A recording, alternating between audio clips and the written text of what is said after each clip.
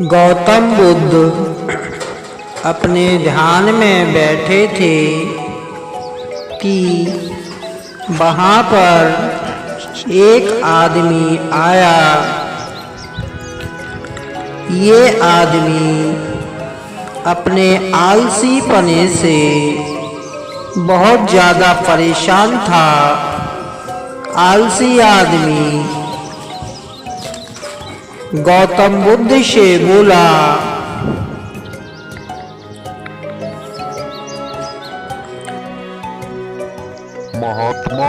महात्मा जी मदद कीजिए, मेरी मदद कीजिए। मैं अपने आलस्य से बहुत ज्यादा परेशान हूँ। आप ही कोई उपाय बताइए जिससे मैं आलसीपन से छुटकारा पा सकूं। गौतम बुद्ध ने उस व्यक्ति से कहा, पहले मुझे यह बताओ कि तुम्हें क्यों लगता है कि तुम आलसी हो। आलसी आदमी बोला, सिर्फ मुझे नहीं, मेरे परिवार वालों को और मेरे आसपास के सभी लोगों को ऐसा लगता है कि मैं आलसी हूँ। गौतम बुद्ध ने फिर उससे पूछा, क्या तुम जानते हो आलस्य होता क्या है?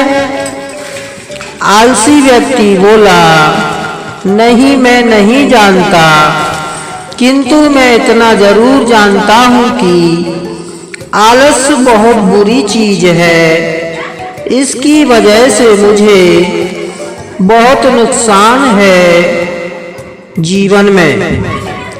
गौतम बुद्ध बोले, जिस परेशानी से तुम छुटकारा पाना चाहते हो, पहले उसके बारे में पूरी जानकारी ले लोगे तो तुमसे छुटकारा पाना आसान हो जाएगा। आलसी व्यक्ति बोला, भगवान इतनी बुद्धि तो मुझ में नहीं है, आप ही मुझे इस समस्या के बारे में जानकारी दीजिए। गौतम बुद्ध बोले, आलस्य एक मानसिक अवस्था है, एक विचार है जिसे जाने अनजाने में हम खुद ही जन्म देते हैं।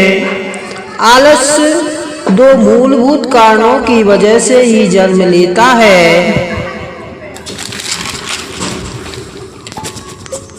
एक है शारीरिक और दूसरा है मानसिक। शारीरिक कारणों में पहला कारण है गलत तरह का भोजन।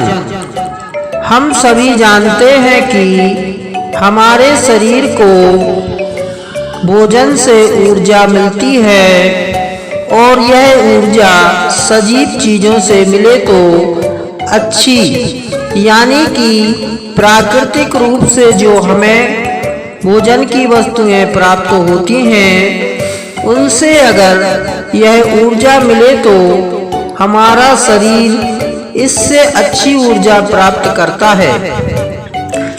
इससे उलट यदि हम निर्जीव वस्तुओं से ऊर्जा प्राप्त करते हैं तो यह हमें आलस्य की ओर लेकर जाती हैं।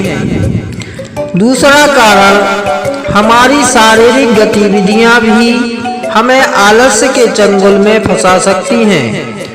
गौतम बुद्ध ने आलसी व्यक्ति को अपने शिष्यों की तरफ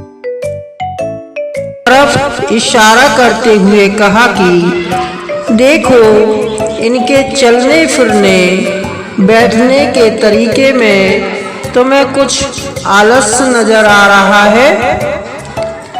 जब आलसी व्यक्ति कुछ समझ नहीं पाया, तब गौतम बुद्ध ने उससे कहा, मेरे शिष्य जब भी बैठते हैं तो वे रीढ़ की हड्डी को एकदम सीधा रखते हुए बैठते हैं। चलते हैं तो उनके दोनों पैरों के बीच अच्छे से संतुलन बना रहता है और जब वह सोते हैं तो उनका शरीर एकदम शिथिल रहता है। ऐसा करने से उन्हें रात्रि में एकदम सही तरीके से नींद आती है। आलसी व्यक्ति बोला, लेकिन नींद तो आलस्य का ही एक स्वरूप है। बुद्ध बोले, हाँ, अगर इसे ज्यादा मात्रा में लिया जाए तो।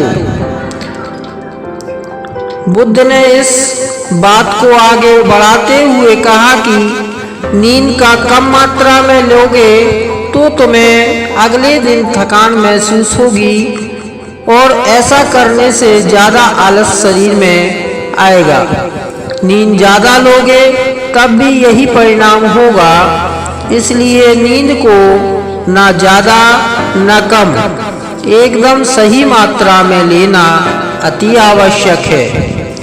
आलसी व्यक्ति बोला, हाँ, यह तो मैंने भी अनुभव किया है। बुद्ध बोले, अब मानसिक कारणों के बारे में जान लो।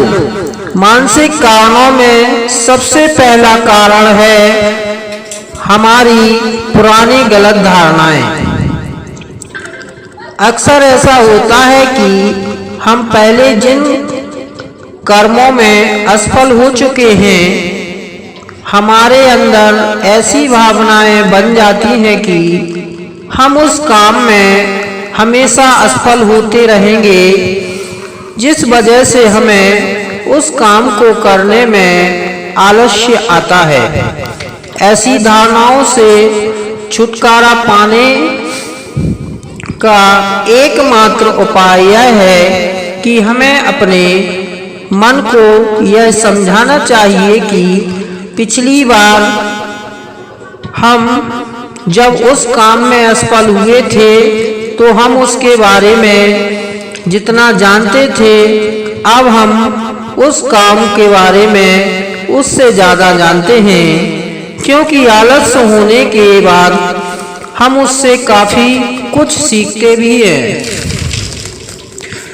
बुद्ध बोले, दूसरा कारण है आलसी और कामचोर लोगों की संगत। कई बार ऐसा होता है कि हम आलसी नहीं होते हैं, मगर जिनके साथ हम रहते हैं हम उन जैसे बनने लगते हैं। इससे छुटकारा पाने का उपाय बहुत सरल है।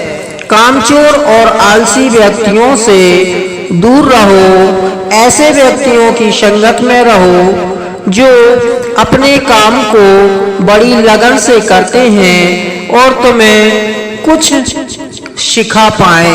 गौतम बुद्ध ने तीसरा कारण बताते हुए कहा, यह कारण आलस्य के लिए सबसे बड़ा कारण है काम को कल पर टालते रहना। यह कारण इतना शक्तिशाली है कि किसी भी व्यक्ति को बर्बाद कर सकता है। इससे बचने का सबसे आसान उपाय यह है कि जो काम जितनी जल्दी संभव हो उतनी जल्दी कर दिया जाए। गौतम बुद्ध ने आलसी व्यक्ति से एक सवाल पूछा, मान लो तुम किसी रेगिस्तान में फंस गए हो और तुम्हें प्यास लगी हो, तो तुम क्या करोगे? आलसी व्यक्ति बोला, मैं जल्दी ही रेगिस्तान के आसपास कोई गांव की तलाश करूंगा या ऐसी जगह की तलाश करूंगा जहां पर मुझे पानी मिल सके। गौतम बुद्ध बोले, अगर तुम्हें काफी देर ढूंढने पर भी पानी ना मिले तब तुम क्या करोगे? आलसी व्यक्ति बोला, मैं तब भी अपनी तलाश जारी रखूंगा, क्योंकि ऐसी परिस्थिति में मेरे पास कोई और दूसरा विकल्प नहीं होगा।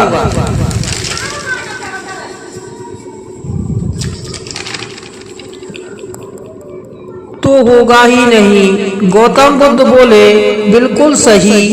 और यही है मानसिक स्तर पर आलस्य का चौथा कारण। किसी भी निश्चित लक्ष्य का ना होना यह भी आलस्य की ओर लेकर जाता है। अब सुनो पांचवें कारण के बारे में। गौतम बुद्ध बोले, सोचो कि तुम्हारे पास काफी सारे सोने के दागने हैं जो तुम्हें एक जगह से दूसरी जगह लेकर जाना है।